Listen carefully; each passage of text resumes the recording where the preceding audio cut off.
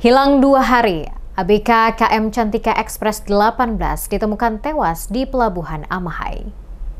Setelah 2 hari dinyatakan hilang, seorang anak buah kapal atau ABK KM Cantika ditemukan dalam kondisi tidak bernyawa di kawasan Pelabuhan Amahai, Negeri Swahuku, Kecamatan Amahai, Kabupaten Maluku Tengah pada Senin 26 Mei 2025 sekitar pukul 14.00 waktu Indonesia Timur. Korban diketahui bernama Dani Lesnusa, ABK kapal cepat milik PT Pelayaran Dharma Indah, yang dilaporkan hilang sejak Sabtu malam 24 Mei. Jenazahnya ditemukan oleh warga setempat dan langsung dievakuasi ke RSUD Masohi untuk dilakukan visum dan otopsi guna mengetahui penyebab kematian.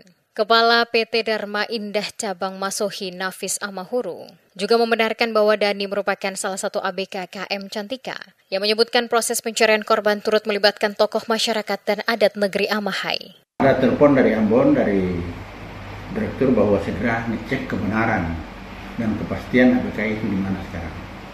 Setelah pengecekan kemarin ternyata keberadaan ABK yang bersangkutan juga, almarhum yang bersangkutan juga tidak pernah diketahui. Akhirnya karena kami berpikir sudah lebih dari 1,24 jam, kami coba pertemuan tadi dulu dengan pihak Sabanda, kemudian ke-3. Langkah yang kita ambil itu segera membuat laporan tertulis secara resmi kepada pihak kepolisian. Tadi kami melaporkan itu sekitar jam 11 kurang kira-kira seperti itu ke pihak kepolisian dengan catatan sambil kita menunggu ada sikap dan tindak lanjut daripada pihak.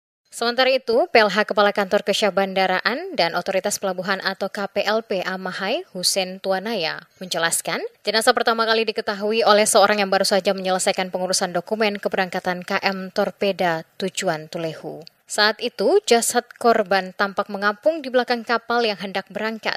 Warga yang berada di lokasi segera melakukan evakuasi. Pak, tiba sampai ditemukan itu dari kapan Pak yang di? Tadi jam 2:10. Yang tadi. Dia muncul itu.